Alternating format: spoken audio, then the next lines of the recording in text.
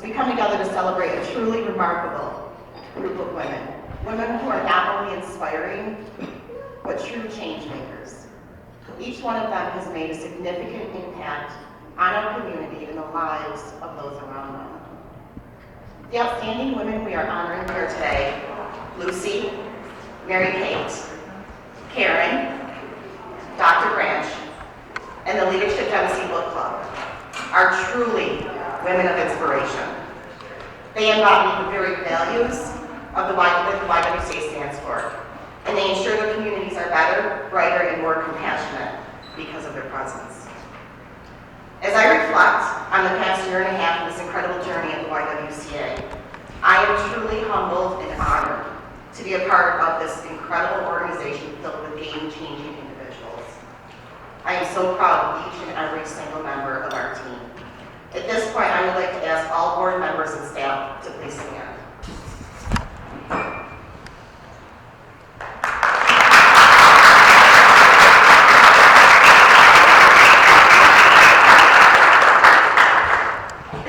The YWCA is growing, and that's a beautiful thing. We're reaching more people in more ways than ever before. But let's be honest, this is not easy work. These women often meet people in the most vulnerable, hardest times of their life.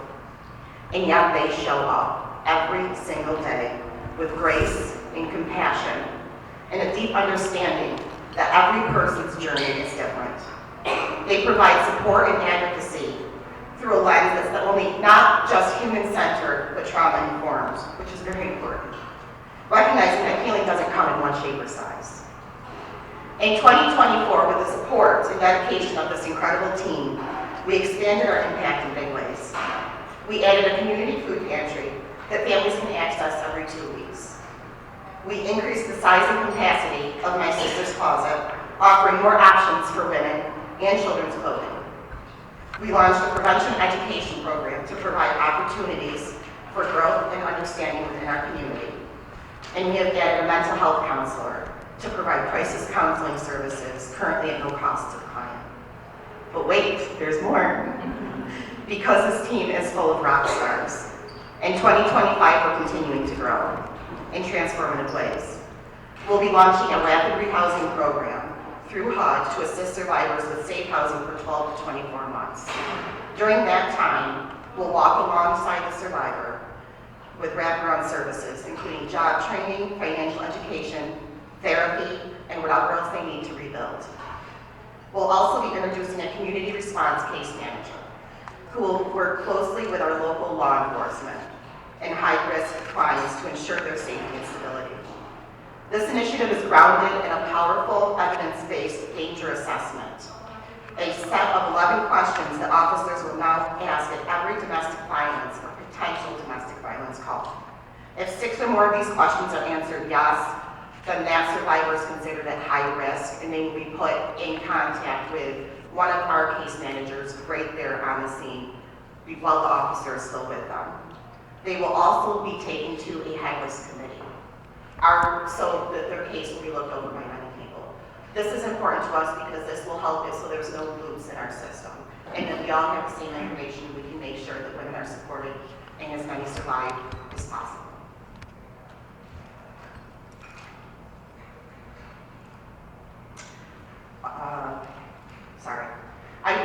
I want to thank you guys so much for coming today and for supporting the YWCA and everything that we do. We're very passionate about our work, and this means a lot, so thank you so much.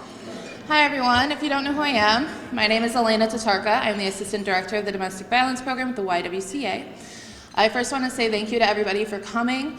We are celebrating some amazing women in the community today, and I'm super excited to see all of your faces. I am up here to introduce someone who I have built a really great connection with, and I am super excited to have here at this event. So it is my absolute honor to welcome tonight's next speaker, a woman whose courage, compassion, and voice have inspired countless others to find strength in their own stories. Linda Dynel is the author of Leaving Dorian, a powerful and deeply personal memoir that chronicles her journey through and ultimately out of domestic violence. Through her writing and advocacy, Linda has become a tireless champion for survivors, shining a light on the often unseen realities of abuse and offering a message of hope, healing, and resilience. Her work doesn't end on the page. Linda has spent years speaking to audiences across the region, from students and service providers to law enforcement and community leaders, working to break the silence and foster real change. Today, we are honored to have her here as part of the YWCA of Genesee County's Women of Inspiration Awards, an afternoon where we lift up voices like hers, voices that inspire, empower, and make a difference. Please join me in welcoming the incredibly brave and inspiring Linda Dynel.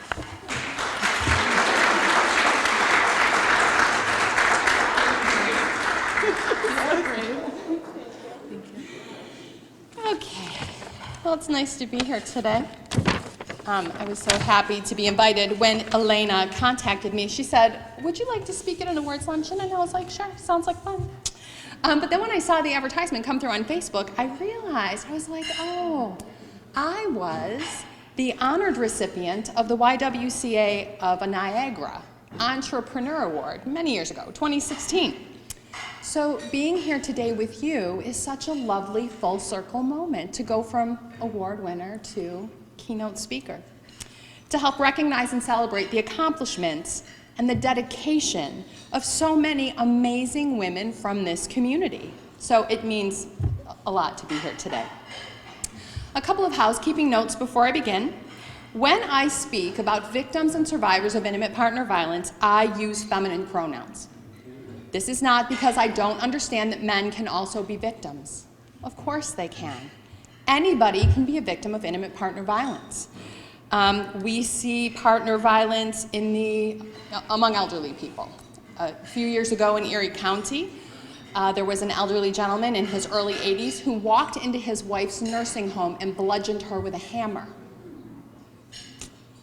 We see violence in the LGBTQAI+ community. I think sometimes we believe stereotypes, that if two men were together, well, men are just innately violent and they would just duke it out and, fair fight. No. Sometimes we believe that women would not be violent with each other. Well, it would be emotional abuse, and, what's the harm? None of that is true. We also see teen dating violence. Intimate violence typically begins between the ages of 12 and 18 among younger people. But because 92% of victims of intimate partner violence are women, it just makes sense to me to use feminine pronouns. You'll notice that I also use the terms victim and survivor. Now, victim is used in the legal community. Survivor is typically used in advocacy. But because I speak about both situations, I use both terms, and sometimes you'll notice I use them interchangeably. I left my abusive husband in 2000. 25 years ago, seems like a lifetime ago. But the year before I left, in 1999, I was seriously considering killing myself. I never thought that I would escape, and I thought that if I did somehow manage to escape, that he would never leave me alone. And that is exactly what happened. For many years after my divorce, he stalked me, he harassed me. This is incredibly common. Okay? Abusers don't typically just go away. Because abuse is about power and control. Just because the victim is done with the relationship doesn't mean that the abuser throws up his hands and says, "Oh, you don't want to be with me anymore? Oh, that's fine. I'll just go over here and cry in a corner." No. In fact, 75% of women who are murdered by their partners are not murdered during the relationship. They are killed either when they try and leave or once they've already left. So surviving intimate partner violence is not just surviving inside that relationship. It's also surviving the transition and everything that comes after that. I met Dorian in the early 90s. We were together for almost 10 years. The entirety of the relationship, from beginning to end, was riddled with abuse. I didn't realize that. I didn't label what was happening to me as abuse. And he always framed his behavior as trying to be helpful, trying to help me be the best version of myself. But over time, helpful critiques turned into sharp criticisms. And initially, I pushed back. When I was 21, I was no shrinking flower. But he would say that I was too prideful, And why was I so mean to him? And didn't I want to better myself? Much of what he said seemed very reasonable at the time because I knew that my life was off track. I had quit college, I was working a dead-end job, and I was living in a crappy little apartment. So I told myself that I needed to stop being so thin-skinned, that I needed to be more understanding, and that sometimes the truth hurt, and that he was only saying what he was saying to me because he loved me, and that he wanted the best for me, and that's what he said. Excusing the little things made excusing the big things a whole lot easier, and eventually I had convinced myself that the silent treatment and the cursing and the name calling and the yelling and the huge fits of jealousy weren't all that bad. And it was only intermittent, it only happened now and then, it wasn't every day.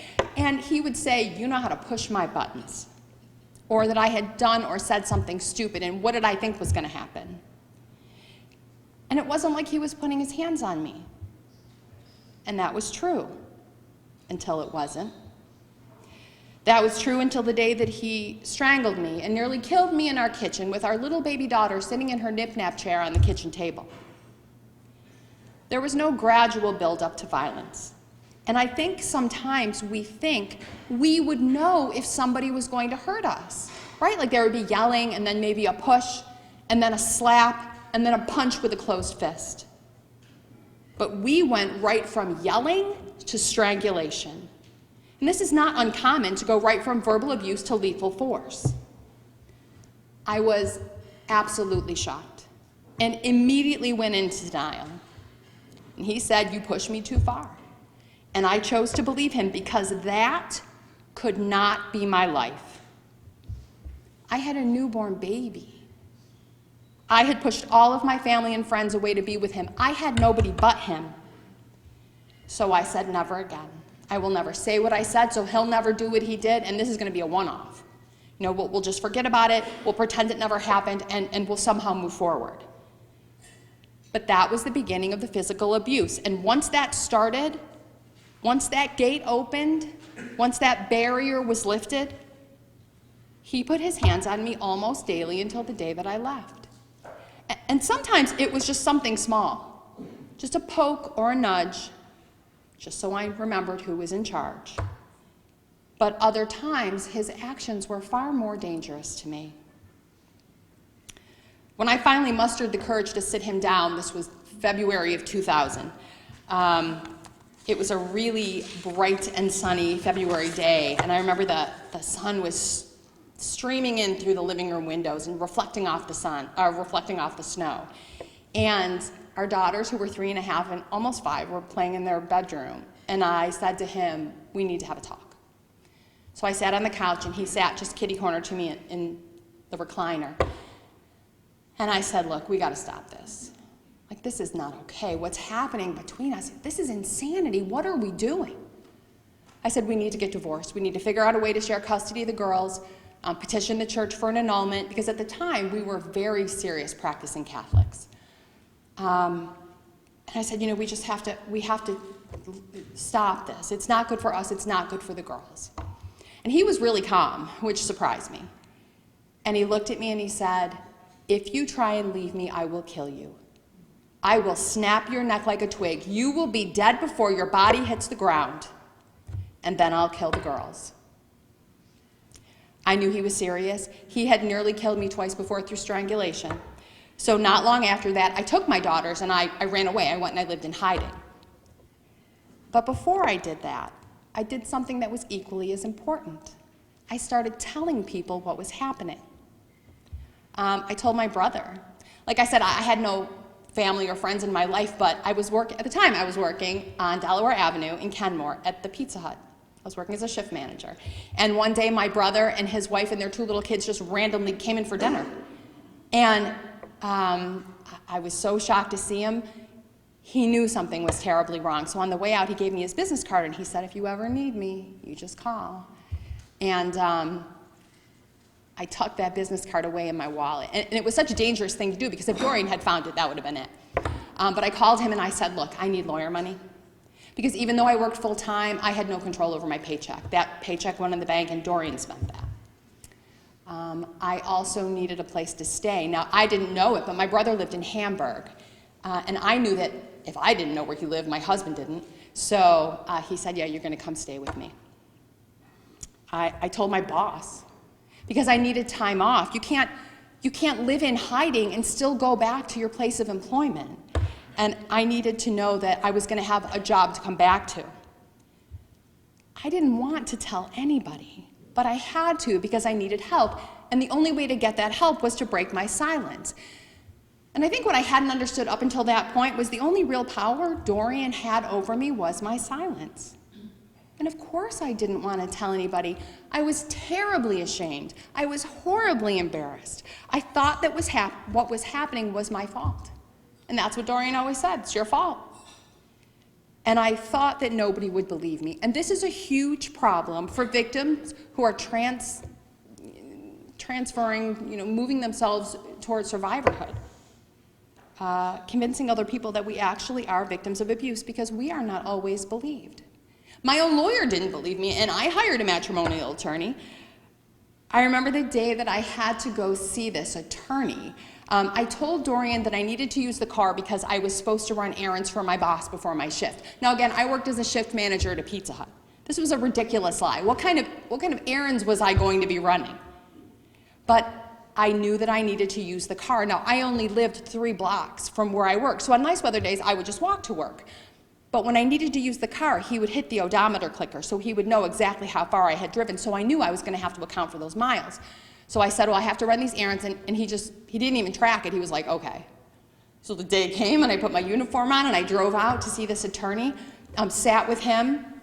I had never been to an attorney's office by myself before, and he was asking me questions. Now, I know now that the questions that he was asking me are just questions you ask anybody when they need to get divorced.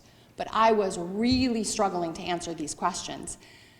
And he was getting frustrated with me. And at one point, he put his pen down and he said, let me ask you something. Do you have a boyfriend? Is that what's really going on here? Oh, I was like, what? And he said, listen, if you have a boyfriend, you better tell me right now, because you think your husband doesn't know? They always know. And he's going to tell his attorney, and then his attorney's going to tell the judge. And I'm going to stand there looking like an idiot because you didn't tell me that you had a boyfriend. And I said, I'm not even allowed to leave the house by myself. How would I have a boyfriend? But there were a lot of questions he had that I had no answers for. He wanted to know why I had never filed a police report, why I hadn't kept a journal of dates and times of the abuse, why I had no pictures of my bruising, why I had never gone to the hospital. I mean, why hadn't I called the police? I was a very serious Catholic. My husband stood in the place of God for me. I was not going to call the police on the man who stood in the place of God. You know, the police station was only 6 blocks down from where we lived. I passed it almost every day walking my daughters. But that just was never going to happen. And even if I had called the police, what would have happened? They would have come to the house and said, stop knocking your wife around. And then they would have left. And because I wasn't ready to leave, I would have taken it twice as hard as before they got there. I had not kept a journal of dates and times of the abuse. Now, we as victims don't know we should be doing that, right? Maybe if I had gone to a help center and they had said to me, oh, you should be journaling this, but I didn't know that. And even if I had kept a journal, where would I have kept this journal in this tiny apartment that Dorian would not have found it? I had no privacy. I had no pictures of my bruising, and I guess I could have stood up and lifted up my work shirt and lifted up my pant legs and just shown him bruising, old bruising, new bruising. But there's no way the shame that would have been involved in that, it was easier to sit there and let him think I was stupid. And I never went to the hospital, and I know that now that I should have. I was so convinced I was going to be able to fix it. I was hiding that secret so hard, and I just felt like we needed time. He was going to get a better job. I was going to be a better wife. Some miracle was going to happen that was going to fix what was so terribly broken between us. I never would have gone to the hospital. I would have died in that apartment before I would have agreed to go to the hospital. So I was just in an impossible situation sitting there with this attorney because I had no way to make him understand that this is just how we lived. That abuse had become a part of the landscape of our lives. And he was super frustrated with me. And finally he asked me, when was the very first time your husband ever put his hands on you? And I was so excited because I knew the answer to the question. And I said, when my older daughter was 3 months old. And he said, older daughter, how many kids do you have? And I said, 2. And he threw his pen on his desk and he said, well, what'd you go and have another baby with him for if he was knocking you around? I would have thought the answer was obvious. But I leaned forward in my chair and I said, because I don't tell my husband no. And that set him back a little bit. But he still didn't want to take my case. He said, look, if this guy's as crazy as you say he is, I don't need him finding me on the street or in the parking ramp and having him put a bullet in my head because he's angry that I'm helping his old lady get rid of him. Oh, I just started to cry because I had no idea that this attorney was going to say he didn't want to take my case. And I don't remember exactly what I said, but it was something like, please help me, I have nowhere else to go. He finally did agree to take my case, but I knew that he still didn't believe me. I was very lucky that my husband was a scary-looking guy. 6'2", he was overweight, but he also lifted weight, so he was just a wall of a man. My very first court date, I was living in hiding. I had not seen Dorian up until this point. I had nobody to go to court with me, and my mother had to watch my daughters. I did not know anything about the advocacy system. So my attorney had not told me about it. Now, I don't know if that's because he didn't know about it or because he just didn't believe me and thought I was lying and why would I need an advocate. So I went to the city building all by myself, went up in that rickety elevator, and the elevator doors opened, and Dorian was already there standing in front of the courtroom door, pacing, sweaty, looking very disheveled. He had a big bulk of papers under his arm. And when I got off the elevator, luckily my attorney was standing there, and I said, oh my God, he's here already. And my attorney said, where? And I turned him around and I said, he's right there. The look on my attorney's face. He said, oh my God, that's your husband? I told you I was afraid of him. So he took me over to the bailiff stand and he said, stand by this police officer and do not move. We were the very first case called in. Of course, Dorian acted like he always did. He filibustered with the judge. What God has put together, no man will put asunder, and she will always be my wife, and I will never agree to a divorce, and on and on and on. He had not retained an attorney. Thought he was going to defend himself. The judge said, no, you need an attorney. Assigned an attorney for our daughters, and that was it. We were there 5 minutes maybe. The bailiff waved us out. My attorney said, we're not going anywhere. Took Dorian out, and then we just stood there for probably a full 3 minutes. Now, I had never been in a courtroom before, and I had no idea what was going on. So we're standing there, and finally my attorney takes me out. Dorian is in the elevator, doors are closing. My attorney took me down the stairs a couple of floors to what's like an attorney's coffee room. And he poured us coffee, and we sat at a table. And it was only then that he said, look, I need you to sit here with me for like half an hour. He needs to get gone. I'm afraid if he finds you on the street, he's going to kill you. So it took all of that. Not just my attorney believing me the first time, seeing my fear sitting there in his office. It took him being afraid with me for him to believe me, and that's a shame. Because if my husband had been well-spoken and well-dressed and charming and good-looking, and many abusers are, my own attorney would have gone into my divorce still not believing me.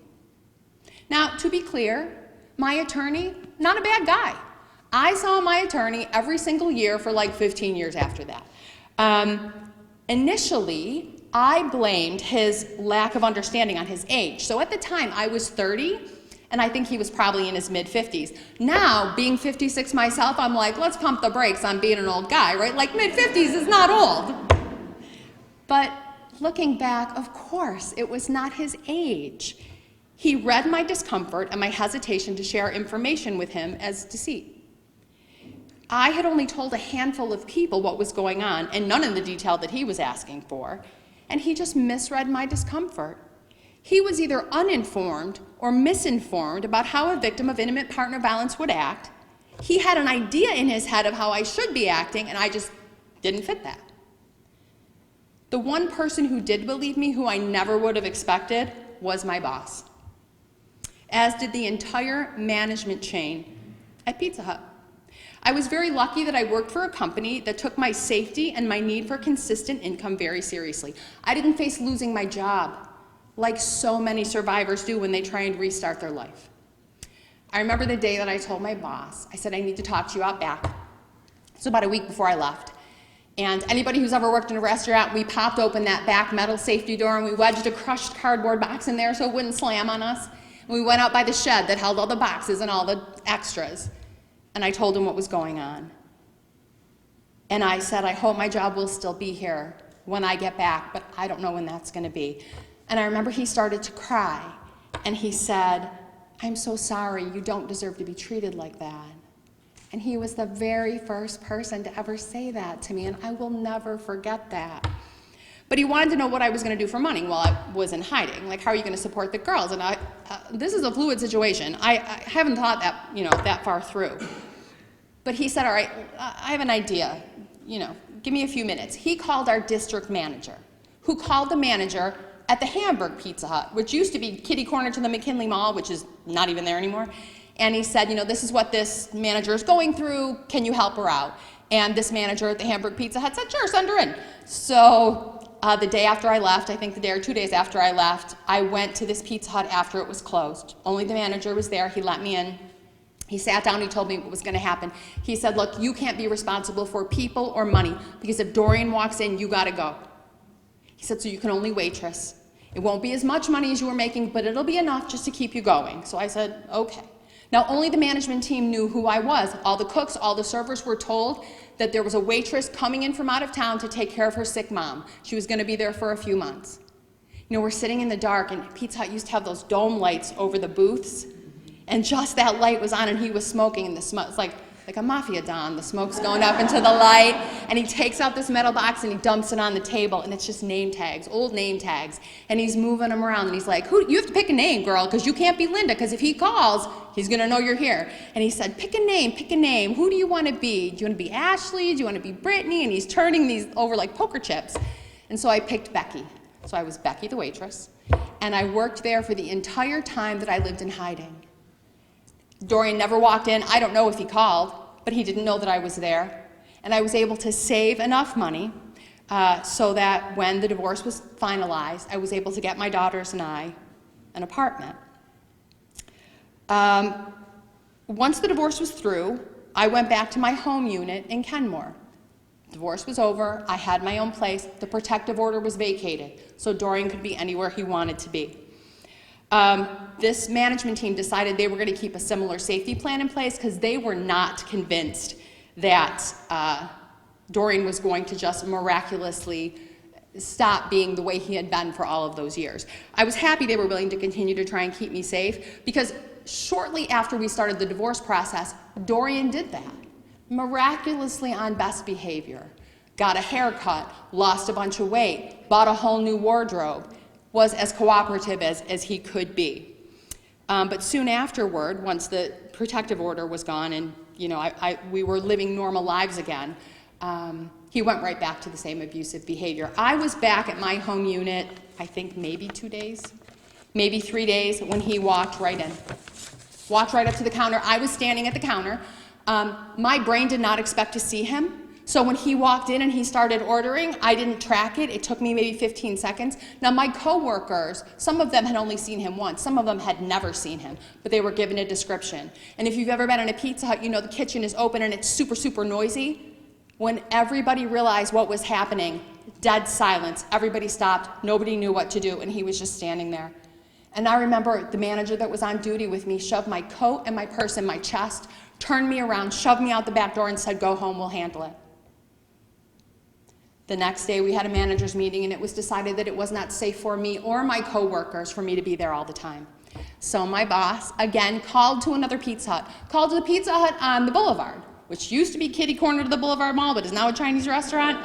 And he said to the manager, can you use a shift manager? And she was like, yeah, send her over. So for the next year that I worked at Pizza Hut, I was taken off the paper schedule. Only the management teams knew which restaurant I was going to be at. My cooks, my waitresses didn't know that I worked at Boulevard Pizza Hut. And we just kept them guessing.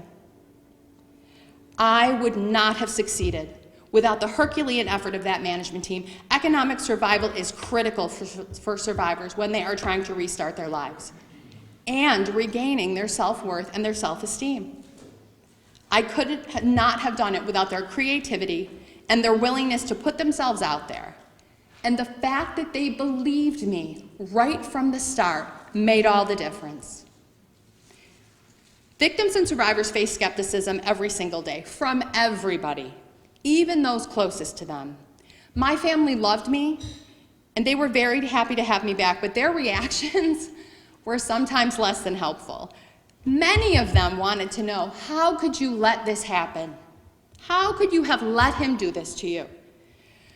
I remember a very elderly aunt said to me, "You were always so smart. What happened?" And I was like, I wish I had an answer for you. But they reinforced the fallacy that it was my own fault and that I had brought it on myself.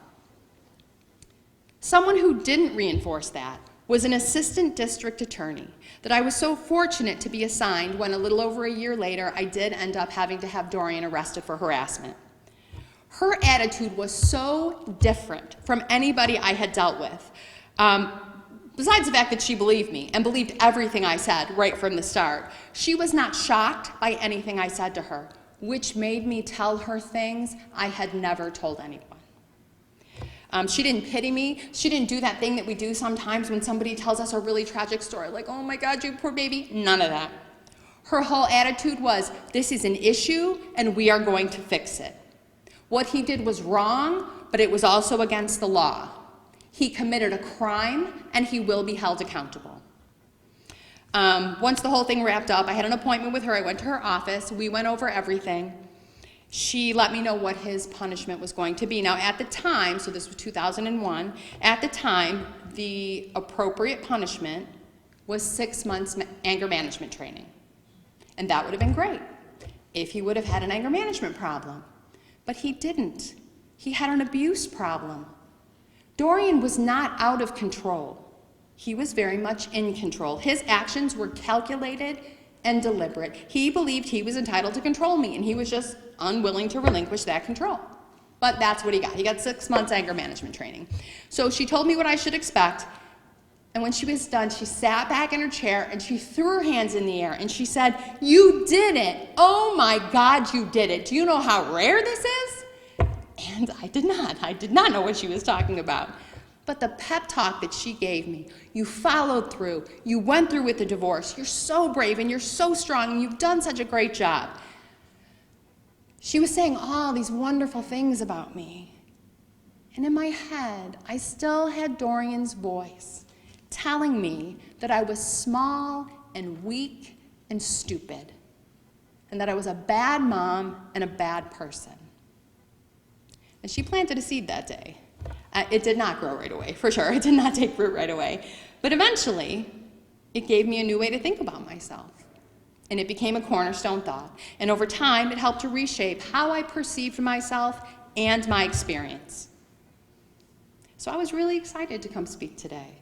Many of you have a unique opportunity because of the jobs that you do.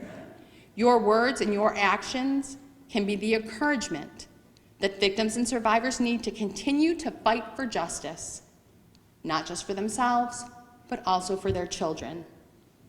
So I'm asking you, please choose to believe us. Please do your best to put your own personal biases aside. Please understand that there is no perfect victim, and that you are not always going to agree with or understand our reactions or our behaviors. But most importantly, please choose not to look away if you find out that someone you know is abusing their partner. Because we are all one human family, and it is our collective responsibility to help raise each other up and keep each other safe. Thank you.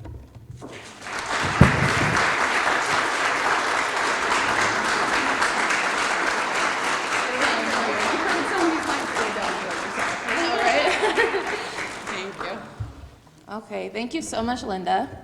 I just want to say how grateful the YWCA is to have this connection.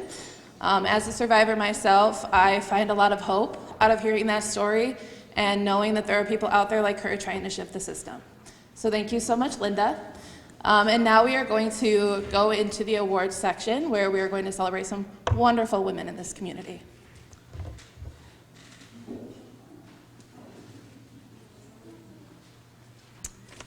Welcome, everyone. Can everybody hear me? You can probably hear me without a mic. So, thank you, Linda. That was very inspiring. Let's give her another round of applause. So, woohoo! Look at us here. We're here to honor some amazing women. First of all, I want to thank the YWCA for having this event. This is a wonderful thing that they do every year, and let's give them a round of applause. Thank you. So the women that we're honoring today are remarkable, who have excelled in education, leadership, inspiration, team, and entrepreneur. I almost didn't know how to say that word, so I'm glad I kind of got it out. You're going to hear some reasons why that they have been selected and their remarkable journey and contributions that they have made in this community. I want to congratulate each of the winners, as these women are an inspiration to all of us, and you guys all should be so proud of them. So I'm going to give them a round of applause before we start. So I would first like to introduce Elaine Garant, who is nominated Lucy Sackett. So where is her?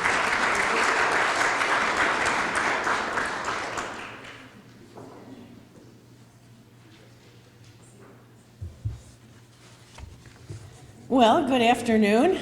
Take a deep breath after that one, right? Phew. All right. As I look at this community of guests, I thank you for being here to celebrate with all of us. I realize how truly inspirational so many of you are, giants in this community. You are leaders in education, in healthcare, in service organizations, people who make significant positive differences to better all of our lives. And so many of you are tireless volunteers. I knew you first as my neighbors, my colleagues, the little girl 2 houses down the road, the National Honor Society president at Batavia High, the diaper dip teacher at the YM, a fellow union leader with me years ago, a TVFCU director extraordinaire and board member. You are people who I have admired for years and who have inspired me and countless others. Please know that your efforts do not go unnoticed or unappreciated.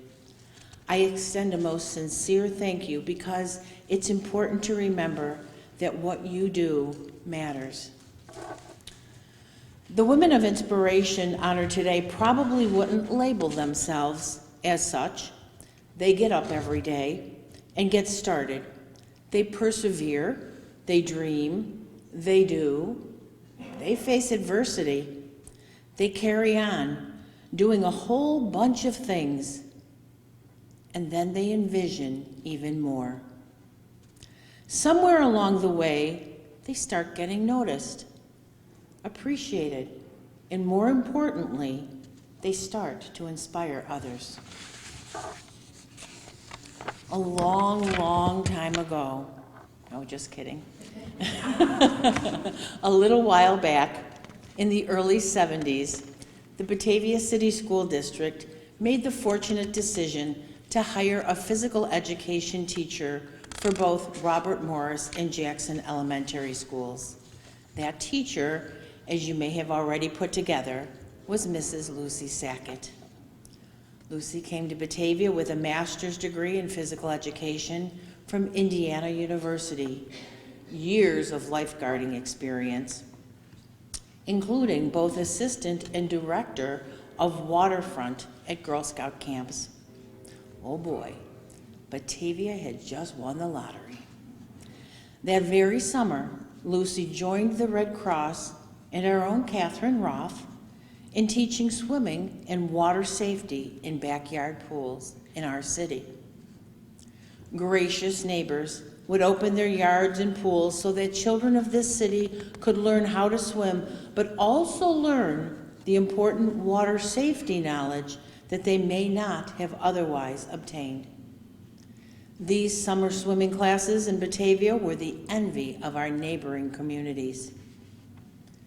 As a parent, I felt a great relief knowing that a certified physical education and water safety instructor was available all summer and taught lessons close to home so that my children and their classmates would gain the skills so many lack.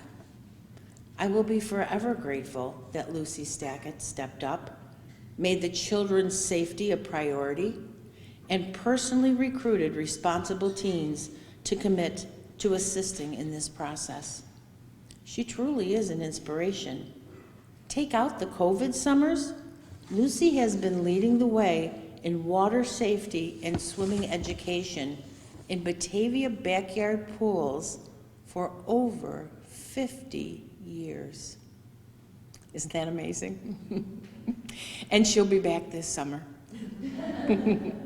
At the beginning of every class, Lucy would say in her kind teacher voice, "Okay, slide in the water by the side of the pool or walk backwards down the ladder." She knew if she let the children jump in, things might not go smoothly. So once in the pool, those children never wanted to get out. Her wink, her smile, let them know they had done well, and she would be there the next day to welcome them back. Bravo, Lucy, for the lifelong gift you have given our children. Safety, skills, confidence in the water. Now, throughout the year, you can find Lucy at the Crossroads House, working alongside her colleagues, Jackie Swinarski and many of the others that are here today, supporting countless fundraising goals. Yes, Lucy supports others who lead as her swimming aide supported her. I have seen Lucy in action helping to organize and maintain several different fundraising events. She collects items to sell, prices, displays, packs, unpacks, you name it, she will help you with it. I have seen her working in the kitchen, on the sales floor, in or outdoor fundraisers, and I know that she even volunteers to be the overnight guard when the sale tent is up in the Liberty Street parking lot. Lucy Sackett is just a giver. She supports people of all ages, all circumstances, and all who need help. She has always looked to the future to find a way to help others, to keep them safe, and to increase their quality of life. She embodies the concept of empowering women, giving all a chance to shine, to grow, and to overcome. She does this, of course, by example. She generally makes Batavia a finer place to live because of her efforts. Perhaps the lesson Lucy teaches adults is the same one she teaches her swim students. Slide in by the side of the pool. This gentle indoctrination gets you started, and once in the water, you don't want to leave. We all can be inspired by this. I was honored to call Lucy a colleague for 30 years. I'm more honored to call her a friend. Now she will forever be a member of the YWCA Women of Inspiration Elite. Most sincere congratulations.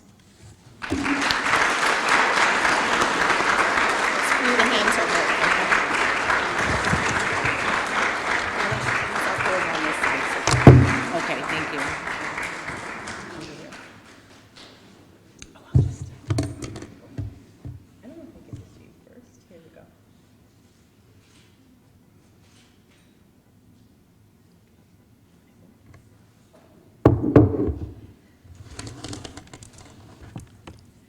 Webster defines an educator as a person whose actions prepare students for their future roles. I was lucky enough to teach physical education for grades kindergarten through 8th grade for 40 decades. My interest in swimming Water safety began in 3rd grade in 1958 when I passed my tippy test at Camp Pinewood. I paddled my canoe into the center of the lake, tipped it over, swamped it, then I emptied it while treading water and paddled to shore. I never had my own pool to teach swimming and water safety, but over 30 pool owners have graciously invited me to teach students as young as 6 months old. Last year, I taught 12 students in 2 different classes and in my neighborhood to bring my count to 1,000 students. For the past 14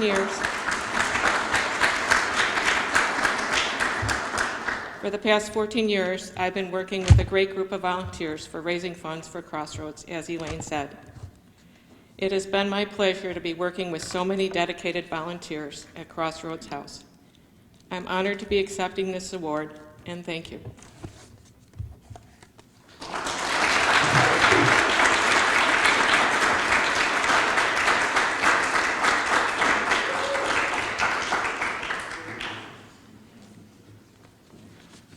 Wow, congratulations. I think my kids went to the Red Cross. Well, I forgot about that, but I think they used to go to one of the houses. It was a built-in pool, and you'd go, and they'd be swimming along. So thank you. Next, I would like to introduce Anita Strollo, who is the nominator for Karyn Winters.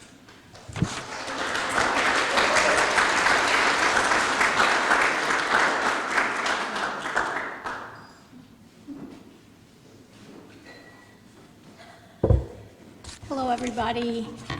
It's really going to be tough to follow Elaine Garant, who is one of my idols. So she's my inspiration, has been for an awful long time. So I thank you all for being here today, and I'm asking you to celebrate the person I've nominated.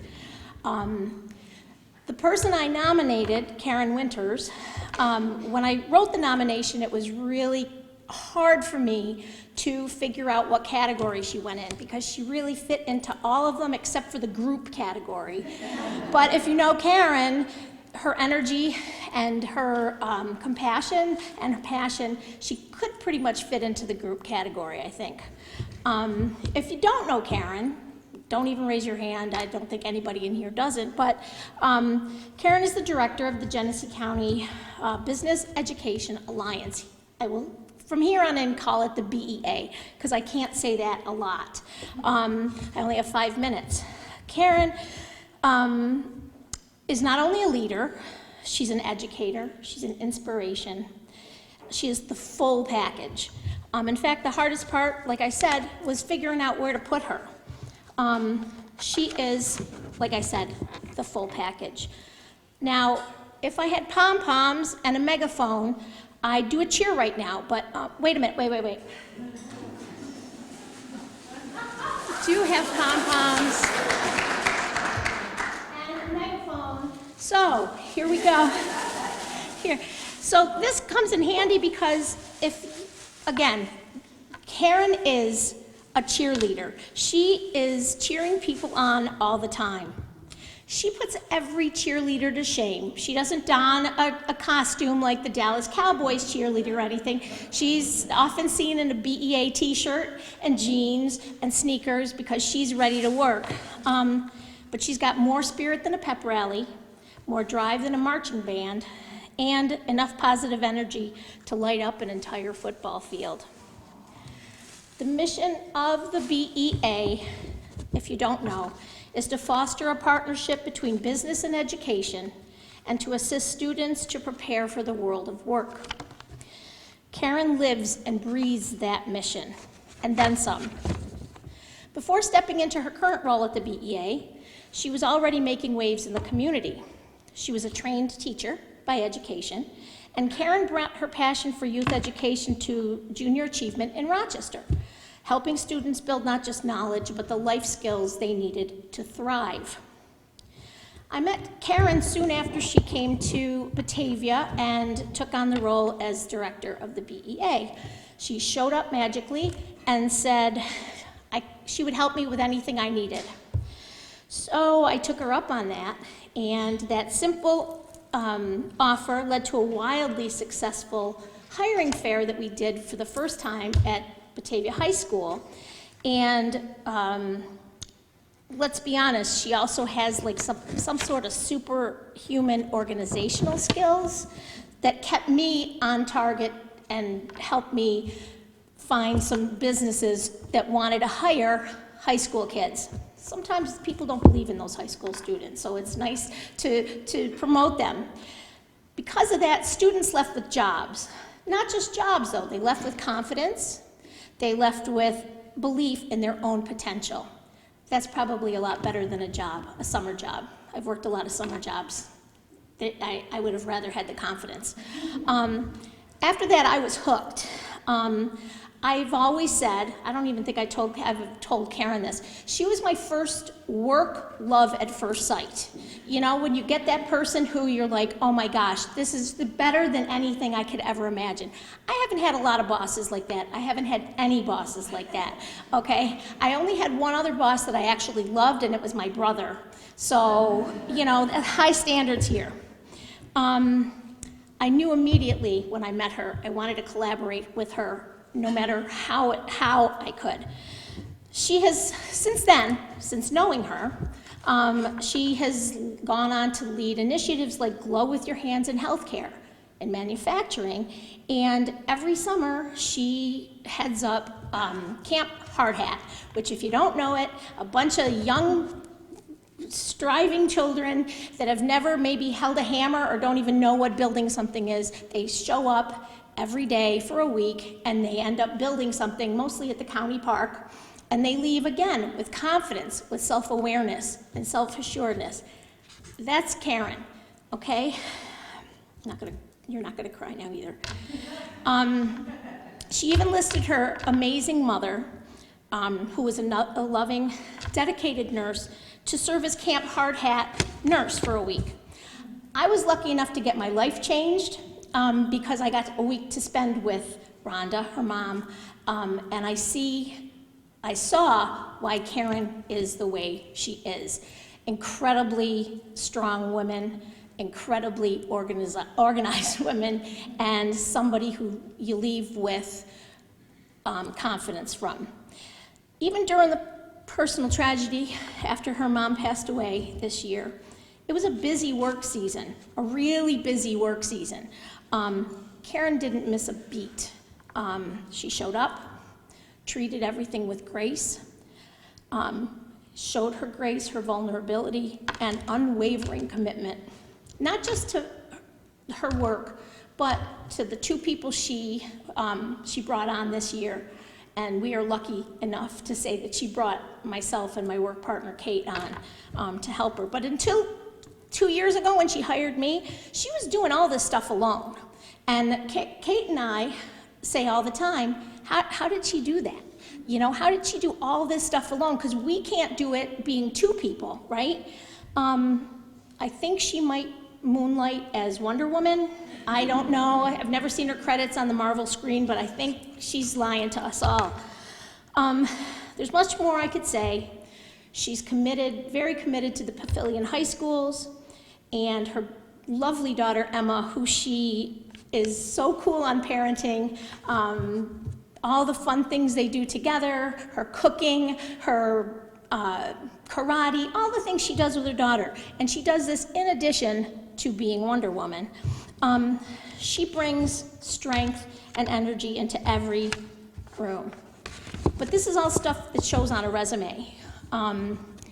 You can look on LinkedIn, you could look on Google, whatever, Google her, and you'll see all this stuff. What you don't see is how she lives the YWCA's mission every day. She eliminates racism with her actions. She strives to empower women, I'm one of them, and promote peace, justice, and freedom, and dignity for all. Personally, after I got out of a marriage with an abuser, and I was still working on getting my self-esteem and self-worth back, Karyn's belief in me was a miracle. After over 40 years in the workforce, I won't tell you how old I am, some of you already know, so don't pass it on. I spent time as a stay-at-home mom. I've heard people say too many times, women can't work together, you guys can't work together. And I've also been the victim or the not proud recipient of internalized misogyny, okay? Karyn has changed that narrative for me. We are 3 women working in a department. I've never had more fun in my life. She doesn't just support women, she champions them. She lifts others up. She greets you with a hug. I've never been hugged when I've gone into the office before in my whole life. She sends you off with the confidence of a TED Talk speaker and the courage of a lion. She's tireless in promoting youth education and just as tireless in celebrating and encouraging every person around her. When others take credit, Karyn is usually the one pushing them in front of the camera, saying, you do it, you get your picture taken. She doesn't take credit, she's going to today. She is a beacon of light for all of us, for myself. She got me out of retirement. I had retired for 2 minutes and she called me and said, put down your knitting needles, do you want to work with me? And I didn't even let her finish that sentence. I said yes, a million times yes, I will work with you until they drag my carcass out of the office. To know Karyn is to be inspired. To work with her is to feel empowered. To walk beside her is to feel like the world is a little more just and a little more kind. So without further ado, I will cheer her up to the stage. I am proud, very proud, that I nominated Karyn Winters to be a Woman of Inspiration Award in leadership, my colleague, my cheerleader, and a true Wonder Woman, Karyn Winters. Oh, thank you. Oh, one more thing. This is from the girls at the chamber. Oh, shut up now. It's not going to stop. Okay. Oh, thank Congratulations. Love you. Thank you. You can do Woohoo. A little info on the hype button. Anytime anything good happens at the office, whether a big problem has been solved or somebody has donated so that kids can go to camp at no cost. This is my, oh no. Oh, turn it on. Oh, that's my hype button, so it's a good noise to hear. I think everybody at the chamber loves it, so. First of all, thank you so much. I'm gonna be completely honest here. I am totally that person who does not know how to take a compliment. So this is a huge honor and I will truly treasure this forever, so thank you. I want to begin by thanking the YWCA staff and board of directors for putting together such an incredible event, and I want to say to Linda, your story is very inspiring and I am so glad that I had the opportunity to hear it, and I tell you what, I will be a patron of Pizza Hut if I can find a location nearby. I think that's great what they did. And I also want to congratulate all the wonderful women who are in the audience here today because you've accomplished so much, and I just think how lucky are we to live in this community and have so many special people, and it's almost like it's not like we're few, we're many, and I'm sure it's hard to choose of all the many women who are phenomenal, like who's going to be honored, so it's just extremely rewarding to be here.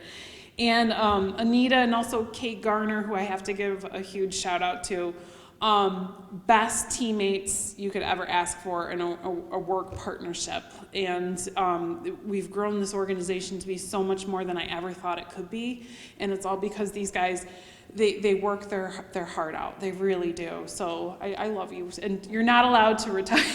You're not allowed to leave me. I don't ever want to hear the words retirement from anybody. Okay. I'm also truly honored to have my family here today. I have my husband, Jeff, who's been by my side for 10 years and is the most supportive partner and my ultimate partner in crime. My stepdad, Keith, and my uncle, Rick, are here, as well as my stepsister, Michelle, and her daughters, Michaela and Marissa, so I'm very honored that you guys could be here today. And I see so many friendly faces in the audience, and there's too many to count. My chamber colleagues, my neighbors, Peggy, and the YWCA crew. So I'm really grateful to just be part of this community. Every day I have the privilege of waking up and going to a job that I love, and I know that that's really rare and how just special it is. And I get to meet and work and collaborate with people from all walks and all professions. And what I've really loved about this job is I've learned a lot about the unique skills, the dedication and the grit it takes to do any type of job. And I liked being a fly on the wall to learn about it. Growing up, I did okay in school. I would say I was a solid B student, but I never really stood out at anything, and I never felt exceptional at anything. And I just remember wondering, what is it that I'm meant to do? Where's this place that I can go and I can truly shine? And now I'm working with students every day, kindergarten through 12th grade, mainly middle and high school students. I see that same question in many of them. Some have a clear vision of what they want to do with their lives, they have a vision of their future, but most are still trying to figure out who exactly it is that they are, let alone what kind of career that they want to pursue. I tell the students all the time, you don't know what you don't know. Every summer, we have our summer career exploration camps, and I get to meet these students and parents, the parents who sign them up. Sometimes it's because the kids are interested in what the camp is hosting. Other times it's just parents desperate to get their kids away from their devices and just get them out of the house. And usually the students' reactions to the camps goes one of two ways. One, I hate every minute of this camp. Or two, I love this, and I can't wait to come back next year. And kids are brutally honest. They'll tell you exactly how they're feeling right to your face. And quite honestly, it's never really bothered me if a student ever came up to me and said, this is the worst week I've ever had of my life. Because as far as I'm concerned, they're challenging themselves. They've been challenged to step outside of what they know and do something different. They've gained a new appreciation for skills that some of these jobs have, and I'm talking, in medical camp, they get a chance to observe and dabble in what medical professionals do. With Camp Hard Hat, like Anita said, they're building a whole community project, having no experience whatsoever. So at the very least, they're gonna leave having an appreciation for what those people do. And maybe they'll learn a little bit about the skills that are needed for those jobs. And hopefully by the end of it, they'll have learned a little bit of something about themselves, whether it be good or bad. Ruling out the things that are not for them, finding something that might be a better fit for them.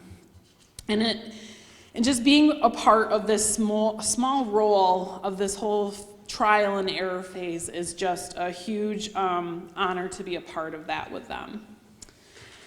It's humbling and an incredible honor to be called a leader. And for me, leadership isn't defined by power. It's defined by the ability to empower others. I wouldn't be standing here today if it weren't for the incredible teachers, neighbors, family and friends, and former bosses who all believed in me, encouraged me every step of the way. But no one, and I truly mean no one, has shaped me more than my mother, Rhonda Rittenhouse-Norton. Sadly, she's no longer with us, but she was without a doubt the bravest person I've ever known. After losing my father to cancer, she raised a 12-year-old and a 17-year-old on her own, all while carrying an unimaginable weight of heartache and adversity. There were moments when life felt nearly impossible. But what made Mom truly remarkable wasn't just her strength, it was her unwavering ability to find a way. Find a way to give her daughters the most stable, loving home despite everything. Find a way to work 3 jobs and put food on the table and a roof over our heads. And she found a way to just keep going without ever giving up, not for a single second. That was her gift. No matter how hard life got, she found a way. And I can see this through the women that you guys serve at the YWCA. Things can be completely out of their control. Everything seems impossible. But when you have a woman to figure out and be self-empowered to find a way out of that situation, that's the most empowering thing that there is. And it's because of her ability to finding a way, that's what I've adopted in my life. I'm gonna find a way. I'm gonna find a way. So I don't know exactly what tomorrow will bring, but I promise you this, I will always find a way. I'll find a way to make our programs more accessible to students of all socioeconomic backgrounds. I will find a way to support our local employers in building and sustaining a talented workforce in the future. And together, all of us, we will find a way to strengthen our community for generations to come. Thank you again for this incredible honor.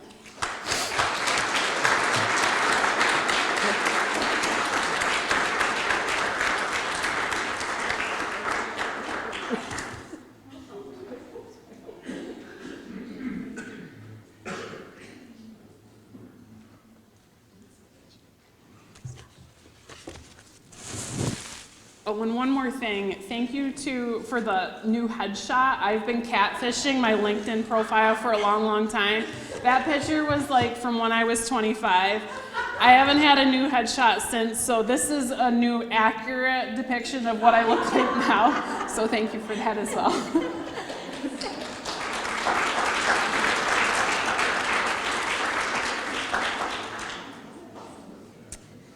Thank you, Karyn. That was wonderful. You're doing wonderful things for our youth and others in our community. So now I would like to introduce Gretchen Rosales. Where's Gretchen? Gretchen? She nominated, oh, Gretchen, there you are. She is the nominator for Mary Kay Hoffman. Thank you.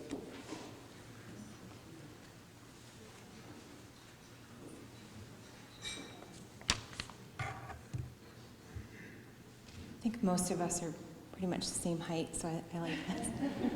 Karyn, congratulations. I serve on the board of the BEA, and so true. And thank you for all that you do for our students. Good afternoon. My name is Gretchen Rosales. I am the superintendent of Elba Central School, Onion capital of the world.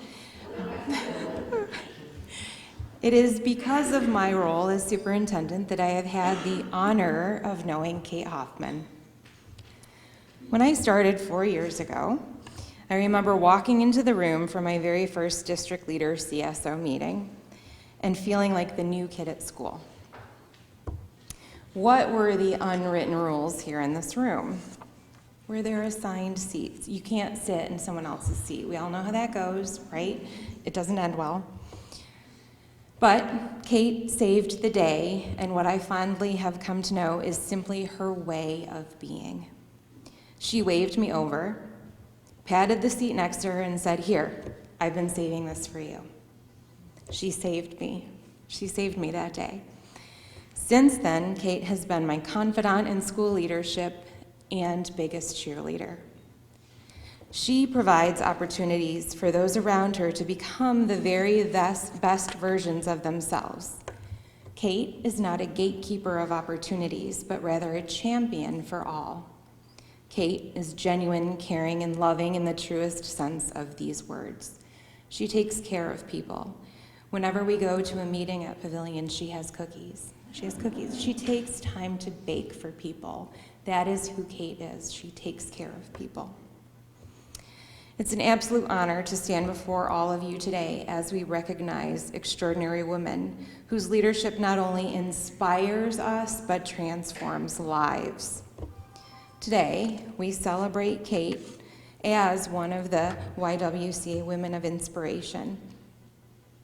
This is the title she embodies with every action, every word, every challenge. Every challenge she faces, she meets it head-on with strength and grace. Leadership, for Kate, is more than holding a position or making decisions. True leadership is about lifting others up, creating space for voices to be heard, and turning vision into action. Kate has done exactly that, leading not for recognition, but from a deep sense of purpose and service. Kate knows that education is the single most effective way to break cycles of poverty. So she's created programs at Pavilion Central School District for her students so that they can experience life-changing opportunities. She does this for her staff and her faculty as well so that they can experience success. Kate sees the whole picture. She will move mountains to make sure that education changes lives. Whether it's mentoring the next generation, championing equity, or building community, she leads with heart, integrity, and a fierce commitment to making things better. She has led groups of superintendents through the Capitol in Albany to fight for rural schools, and it is quite comical to think about it, but she'll shepherd all of the superintendents through the Capitol, and she has a list very clearly planned out of where we're going, what we're doing, what we're saying, and we know that Kate has it all planned out, and we believe in her. She just gets it done. And so whenever you see the contingent of Genesee Valley superintendents behind Kate, we just know she's our fearless leader. She has mentored very quietly countless of aspiring leaders in school leadership. She knows that by growing leaders, we will continue to grow opportunities for our students. Kate, your impact is lasting. Your courage is contagious. And you are an example for all of us. On behalf of everyone here today, thank you. Thank you for leading with passion, purpose, and unwavering inspiration. Congratulations to my dearest friend, Kate Hoffman, Superintendent of the Pavilion Central School District, champion for excellence in education, and an inspiration for all humankind.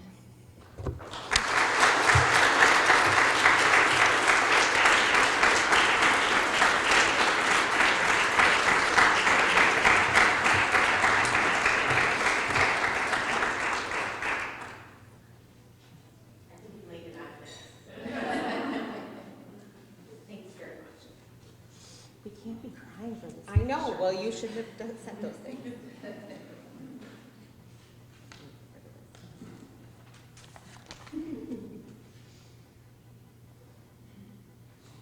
I think that's one of those fancy lights that the girls use now for me. I don't know. I don't know, Gretchen.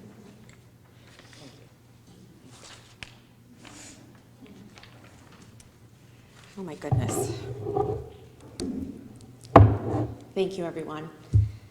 To get myself together after Gretchen's lovely words. So I'm deeply honored to stand before you today to accept the YWCA Woman of Inspiration Award. I'd first like to congratulate my fellow honorees. It is truly humbling to be celebrated alongside women who have done so much for their communities, and congratulations to you all. Thank you to the YWCA for this incredible recognition, and to my beautiful friend and colleague Gretchen for nominating me. Receiving an award from the YWCA, an organization whose mission includes advocating for equality, empowering women, and strengthening our communities, is so special, as these ideals are ones I've aspired to for my whole career. When I reflect on what it means to me to be a woman of inspiration, I think first of the people in my life that have inspired me. As a school superintendent, I'm inspired daily by my colleagues in the Genesee Valley region. The superintendency is an incredible job. It's an amazing challenge, and at many times a very lonely position. My colleagues are here to celebrate me. They support me. They've lifted me up when the job seems too hard. They've celebrated with me when the job is going well, and they inspire me to do by the good work they do on behalf of their communities every day. I count myself very fortunate to be part of the Genesee Valley Chief School Officers Group. I'm also quite proud to be the first female superintendent of Pavilion Central School. When I was applying for this position, one of the most stressful times in my life, my constant supporter and cheerleader was my husband, Rick. I could not do this job without his love, his support, and encouragement. He is both a husband and a true partner, balancing both of our busy schedules with patience and humor. He's become accustomed to leftovers and fend for yourself nights due to our busy schedules. He listens and supports me, encourages me, and keeps me grounded. I'm a very lucky lady. Long before I became superintendent, my time at PCS began when I started kindergarten in 1975. After graduating, I returned to take an elementary teaching position. 15 years later, I started my administrative career at Pavilion. I left for a few years and then came back as superintendent. I love Pavilion Central and the Pavilion community. I'm a proud Golden Gopher, like a few other people in this room, so that's excellent. It was at Pavilion where I discovered a love of teaching, of service, and leadership, following in the footsteps of the many wonderful teachers I had, including 3 aunts who taught for a lengthy career at Pavilion. I grew up surrounded by strong women, grandmothers, aunts, sisters, and my mom. I grew up in the best possible environment, raised with love, support, and expectations. My parents nurtured me and my siblings, my 8 siblings, and lifting us up to achieve our goals and dreams. We were all given the opportunity to afford college with the expectation that we would make the grades to get in and do the work to get out. We were taught how to get along with others and how to pitch in to get a task done. I always had the sense growing up that I could be anything I wanted to be, and whatever my choice, my family would support me. Looking back, I realized what a gift that was for me, that sense of choice. This is my biggest hope for every student I work with today, that when they leave the halls of our school, that they have choices for their future. How lucky was I to have that instilled in me as a child? I mentioned my parents, my first teachers, and I want to recognize my dad, Dave Noble, who's here today. I think my family would agree that my dad and I share a lot of characteristics, and I certainly know his influence has had a profound effect on my life. But I want to leave you with a tribute to the strongest inspiration in my life, my late mother, Liz Noble. And Karyn, I shouldn't have even looked over at you. So, my mother's unwavering strength, her compassion for others, her sense of humor and love for her family have shaped the woman that I am today. She taught me that leadership is rooted in service, that kindness is a force more powerful than we realize, and that true success is measured by the impact we have on the lives of others. Her example is one I strive to emulate and to model for those around me, and I know she'd be very proud of me today. As the superintendent of Pavilion Central School District, I've had the privilege of witnessing firsthand the power of education to change lives. I have seen young women and young men step into fields they once thought were out of reach. I have seen students develop not only skills but confidence, the kind of confidence that will serve them for a lifetime. Programs like our ag science and our food product processing initiatives are more than just educational pathways. They're doors opening to futures filled with possibility and choice. I'm proud to serve as an inspiration to our students and to our community, that women can be leaders, they can hold important positions in an organization, they can make hard decisions, they can be the boss, and they can do it by lifting others up along the way. The YWCA's mission of promoting peace, justice, freedom, and dignity for all resonates deeply with the work we strive to do every day in education. We share a common belief that empowerment is a gift, or not a gift, it's a right, and it is a responsibility we all share to lift each other up, to create spaces where every voice is heard, and to equip our youth with the skills they need to succeed in whatever field they choose. Thank you again to the YWCA, to my colleagues, my friends, my family, and all of you who work every day to build a world where women are seen, heard, and celebrated. You've all inspired me, and I will share that inspiration with our next generation. Thank you very much.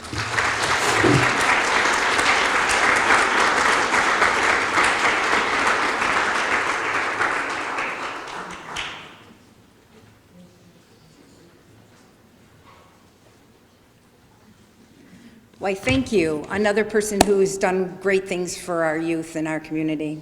So now I would like to introduce Laurie Mastin. She nominated the Leadership Genesee Book Club. Is she here? There she is.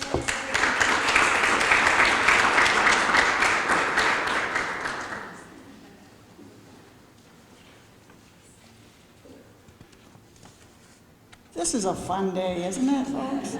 I see so many faces. There's a lot of pavilion people, there's a lot of LGers here. But what started this was this past February. I received the YWCA invitation to nominate an inspiring woman. And I thought, boy, I really must do this. I know so many, but quite frankly, I faced a big dilemma. Who to nominate? My thoughts immediately went to members of my Leadership Genesee book club. However, when pondering that list, I hit a wall. Who was more worthy to be recognized than the next? There's not a single one who doesn't make the community better by going above and beyond for others. There's not a single one who hasn't been required to persevere in the face of challenges. All on the member list serve as a role model to women and girls and embody the mission of the YWCA.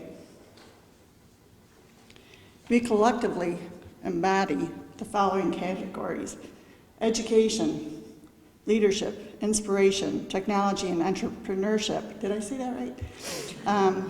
We serve on boards, including the BEA, Rochester Regional Health United Memorial Medical Center, Genesee Orleans Ministry of Concern, Go Art, the Muriel Marshall Foundation, St. Jerome Foundation, and Head Start, and that's just to name a few that I could pick off the top of my head.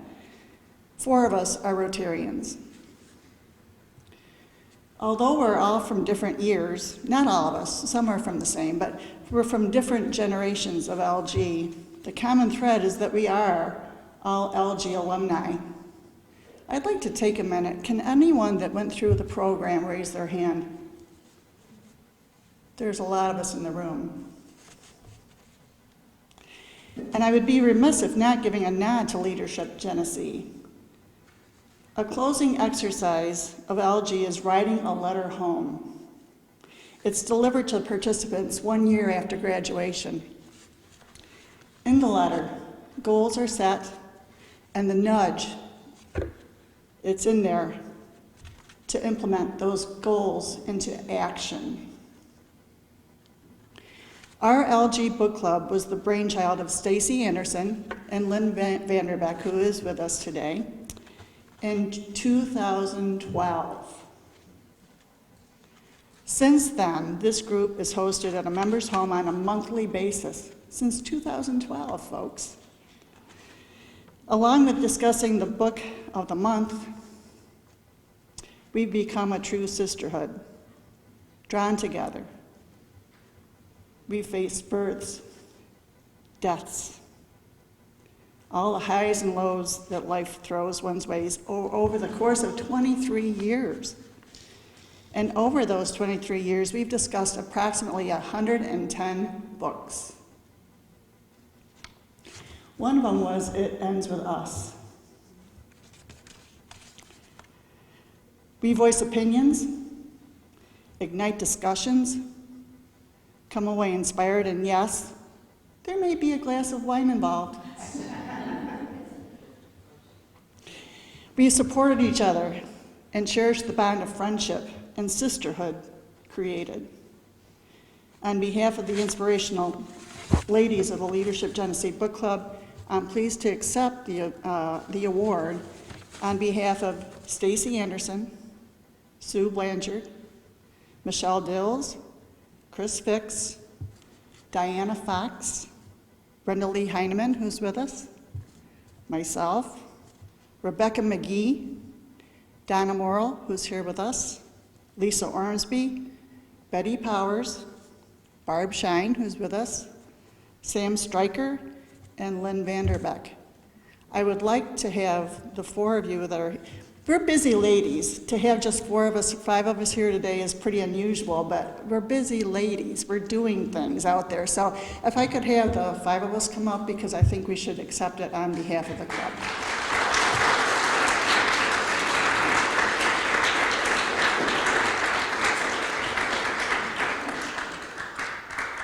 And Lynn, our founder, I think you need to hold that.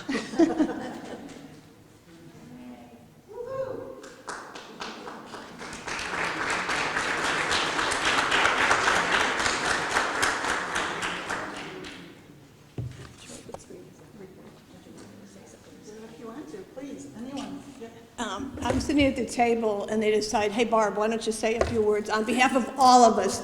The good news is you don't have to listen to 14 of us go on and on about our escapades on a monthly basis. We are a really tight-knit group of women.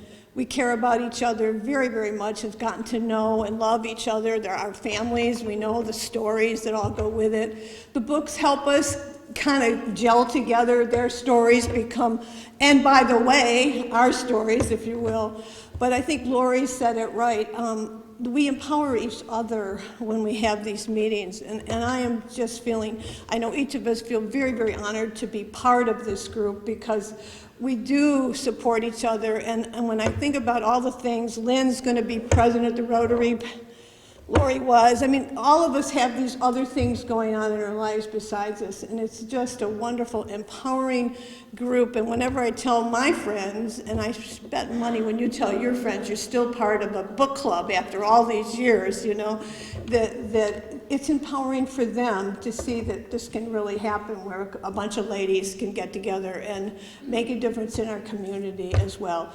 And Peg, it's all because of Leadership Genesee. Thank you.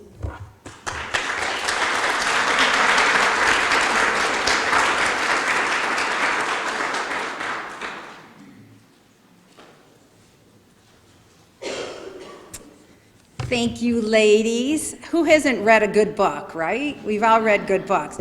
I'm retired. Well, then I went back to work, but that's another whole story.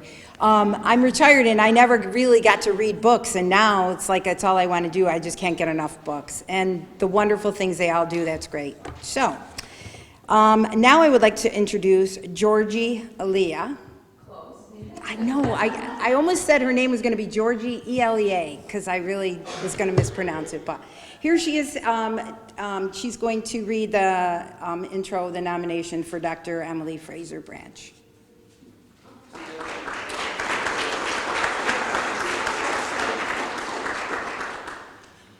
Hi everyone, my name is Georgie Elia. Close, it's 4 letters, 3 vowels, I know it's a mouthful. I am the current board chair for the local YWCA. Thank you, Jamie, and everyone for everything today. I think it's been a pretty amazing day so far. Did everybody have enough to eat and the great food? And thank you to Terry Hills so much for having us. Emily Fraser-Branche, I'm so sorry, I'm a little nervous, wasn't able to be here today. She is very honored to receive this award and deeply regretted that she could not be here, but did have a very important family event that she needed to be present for, and it's out of state, unfortunately. So I'm going to put on my bifocals, and I'm going to read what her nominator, Kyle Hessler, has written about her. So please bear with me as I stumble along. I am writing to formally nominate Dr. Emily Fraser-Branche for the prestigious YWCA of Genesee County 2025 Women of Inspiration Elite Awards in the category of entrepreneur. Any of the categories would be fitting for Dr. Fraser-Branche, as she truly encompasses the spirit of each of these listed categories. Dr. Fraser-Branche is a remarkable individual whose contributions to the field of pediatrics and her entrepreneurial spirit have made a significant impact to our community. Dr. Emily Fraser-Branche, I'm going to just call her Dr. Emily going forward, if that's okay with the rest of you, is a board-certified pediatrician with over 20 years' experience in general pediatrics. Her extensive training and expertise are complemented by her qualifications as a lactation consultant. In addition to her clinical practice, Dr. Emily serves as a preceptor for multiple medical schools, nurse practitioner programs, and physician assistant programs, where she plays a vital role in shaping the next generation of healthcare professionals. Her commitment to education and mentorship is a testament to her dedication to the field and her desire to empower others. In 2015, Dr. Emily took a bold step in establishing Three Little Birds Pediatrics, showcasing her remarkable entrepreneurial spirit. This venture required significant personal and financial investment, particularly in light of the challenges she faced as a new business owner, including a non-compete clause that initially restricted her practice to Buffalo. Undeterred, she successfully navigated these obstacles and relocated her practice to Batavia from Buffalo in 2017, where she has since experienced exceptional growth. Under her leadership, Three Little Birds Pediatrics has flourished, allowing for the hiring of additional staff and providers to meet the increasing demand for pediatric care. Notable achievements of her practice include maintaining private ownership. In an era where healthcare consolidation is prevalent, Dr. Emily has successfully maintained the private ownership of her practice, ensuring that patient care remains at the forefront of her mission. Thriving during the pandemic, despite the unprecedented challenges posed by a global pandemic, Dr. Emily demonstrated resilience and adaptability, allowing her practice to not only survive, but thrive during these trying times. Facility expansion. Recognizing the growing patient volume, she purchased and developed a larger facility, enhancing the capacity of her practice to serve the community effectively. Service expansion. Dr. Emily has expanded her services by bringing in additional providers, ensuring that the diverse needs of the community are met. Loyal patient base. Her dedication to quality care has fostered a loyal patient base that has followed her from Batavia to Buffalo, when her practice opened, and then back from Buffalo to Batavia, where she relocated. A testament to the trust, and respect she has earned within the community. She's also a role model to women and girls. As a female business owner in a predominantly male-led healthcare industry, Dr. Emily serves as an inspiring role model for women and girls. Her journey exemplifies determination, strength, and success, demonstrating with that dedication and vision, young women can overcome barriers and achieve their entrepreneurial aspirations. She actively encourages and mentors aspiring female professionals, fostering a supportive environment for their growth. The community contribution and YWCA mission alignment. Dr. Emily Fraser-Branche, her impact extends far beyond her medical practice. Her philosophy encompasses a holistic approach to children's physical and emotional well-being, emphasizing respect for diverse beliefs and perspectives. She is deeply committed to providing care and compassion and cultural sensitivity, ensuring that every child and family feels valued and understood. Her connection to the YWCA mission was further solidified when she purchased the building, a strategic move that not only ensured the continuation of vital services offered by the YWCA, but also expanded her practice's capacity to serve the community. This arrangement exemplifies her commitment to supporting organizations that work toward eliminating racism, empowering women, and promoting peace, justice, and freedom for all. As Three Little Birds Pediatrics approaches its 10th anniversary, Dr. Emily, her contributions to healthcare access, women's empowerment, and community development make her an exceptional candidate for this recognition. Her unwavering dedication continues to positively impact families throughout Genesee County and the surrounding areas. Thank you for considering her for this award for the YWCA Genesee County 2025 Women of Inspiration Elite Award, to be specific. I believe her achievements and commitment to the community truly embody the spirit of this award. On behalf of Kyle and Emily, thank you very much.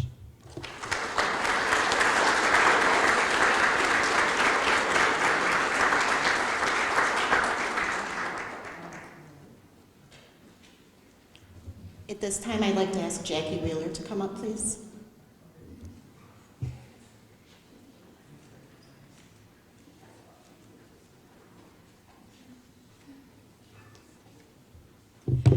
Good afternoon. I'm Jackie Wheeler, and I'm the crisis counselor at the YWCA, and I have the honor today of presenting the Francis G. Francis Scholarship Award.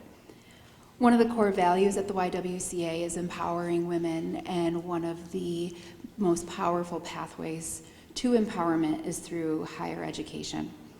Each year, the Francis G. Francis Scholarship Award is presented to a high school student who resides in Genesee County and is pursuing higher education.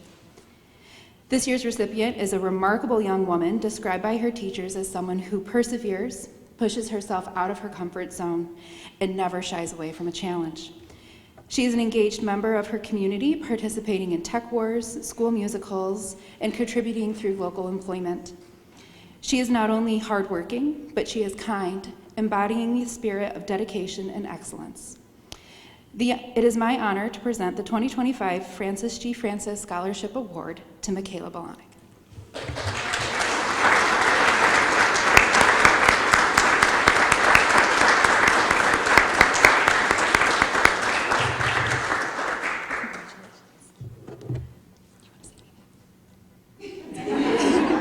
It's up to you, you don't have to. Okay, thank you so much.